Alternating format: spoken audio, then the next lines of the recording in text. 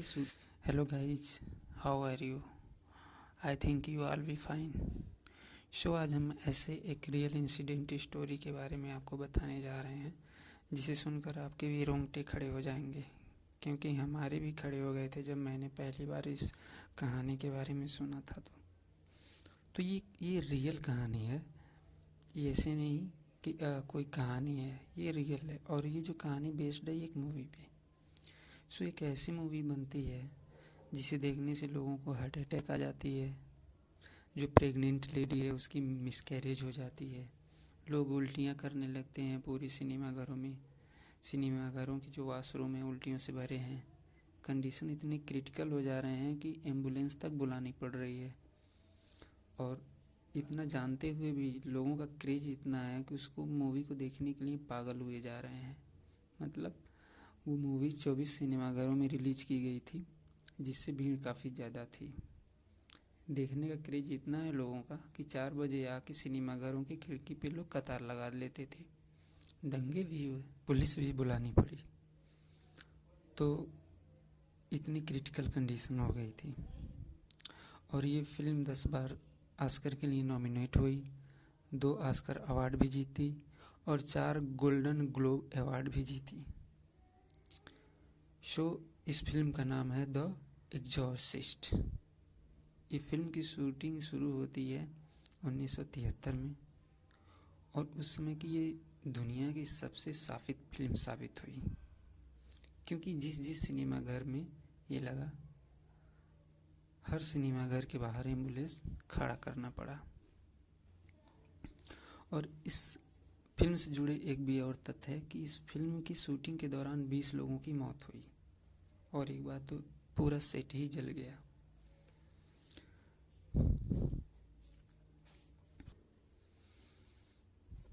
तो आइए कहानी को आगे ले चलते हैं। तो बात 1969 की है, जब एक कॉमिक नॉवेलिस्ट और Hollywood screen writer William Friedkin पहली बार हॉरर नॉवेल द एग्जॉर्सिस्ट लिखना शुरू किए। जब उनकी नॉवेल कंप्लीट हो गई तो उन्होंने बड़े बड़े डायरेक्टरों को दिखाया कि आप इस पे मूवी बनाइए, लेकिन बड़े बड़े डायरेक्टरों ने सीधे मना कर दिया। एक धारणा होती है ना कि जो हॉरर मूवी होती है वो बी ग्रेड या सी ग्रेड होती है, तो इस वजह से बड़े बड़े डायरेक्टरों ने डायरेक्ट करने से मना कर दिया। तो जो इस नॉवेल के राइटर हैं उन्होंने खुद डिसाइड किया कि हम ही लिखेंगे, हम ही लिखे हैं इस कहानी को और हम ही इसको डायरेक्ट करेंगे। उसके बाद ऑडिशन शुरू होती है, बहुत सारे एक्टर्सों का ऑडिशन लिया जाता है, जिसमें मेन लीड जो बच्ची है जिस पे शैतान हावी होता है, उसकी ऑडिशन में 1000 बच्चियाँ आती हैं, जिसमें से एक का सिलेक्शन होता है जिसका नाम होता है लिंडा ब्लेयर। वो लीड चाइल्ड एक्ट्रेस के तौर पे उसका सिलेक्शन किया जाता है। उसके बाद मूवी की शूटिंग शुरू हो जाती है। तो एक चिड़िया, जैसे शूटिंग शुरू होती है तो एक चिड़िया होती है और वो उड़ते उड़ते एक इलेक्ट्रिक सर्किट होता है उसमें आके वो फंस जाती है। जैसे वो फंसती है उसमें आग लग जाती है, और जब आग लग जाती है तो पूरा सेट जल के तबाह हो जाता है। लेकिन ताज्जुब की बात ये होती है कि जिस कमरे में भूत प्रेत वाले सीन फिल्माए जा रहे थे, उस कमरे में आग की एक चिंगारी भी नहीं पहुंची। लोगों को जानकर भी बहुत आश्चर्य हुआ कि ऐसे कैसे हो सकता है। और उस आगजनी में 9 लोगों की जान गई। शूटिंग मुसीबत इतनी हो गई कि शूटिंग को 6 महीने तक बंद कर देना पड़ा। जो प्रोड्यूसर हैं, जितने क्रू मेंबर हैं, सब में दहशत हो गई थी। तो उन्होंने डिसाइड किया कि किसी फादर को बुलाते हैं और जो सेट है उसका शुद्धिकरण कराते हैं। जैसे शुद्धिकरण हो जाएगा तो हमें शूटिंग में परेशानी नहीं होगी। तो उन्होंने एक फादर को बुलाया। फादर आते हैं, उन्होंने जैसा वहाँ का कंडीशन देखा, उनको एहसास हो गया कि कोई ये साधारण शैतान नहीं है, उन्होंने उसका शुद्धिकरण करने से ही मना कर दिया। उन्होंने बताया कि अगर जो शुद्धिकरण किया जाएगा तो सेट पे और दहशत मच जाएगी। वो वहाँ से तुरंत निकल गए। अब क्या होता है कि धीरे धीरे शूटिंग में जो एक्टर्स होते हैं उनका मौत का जो सिलसिला है वो शुरू हो जाता है। उसमें कई एक्टर्स मरे और फिल्म तो साबित घोषित ही हो गई, क्योंकि जिस फिल्म में एक्टर काम कर रहे हैं वही उन्हीं की मृत्यु हो जा रही है, तो ऐसे फिल्म को तो साबित तो कहना ही है। पहला जो डेथ होता है उसमें मैक गोरन का होता है और उनका जो किरदार था कि उस फिल्म में उस शैतान के हाथों वो मारे जा रहे हैं, उस किरदार को दिखाया गया है और उनका रियल में भी डेथ हो गया। सेकंड होता है वासिलिकी मालिया रोस, और ये फिल्म रिलीज से पहले ही इनकी मौत हो गई और इनका किरदार था फादर डैमिन का। शूटिंग के दौरान लिंडा ब्लेयर, जो वो बच्ची थी जिसके ऊपर शैतानों का जमावड़ा था, जिसे शैतान ने पकड़ा था, लिंडा ब्लेयर वो बच्ची का नाम था, उसकी भी डेथ हो गई शूटिंग के दौरान। उसके बाद मैक्स वान साइडो और कई क्रू मेंबर की मौत हो गई। इससे बहुत सारे लोग दहशत में आ गए और किसी तरह से ये मूवी की शूटिंग कंप्लीट हुई।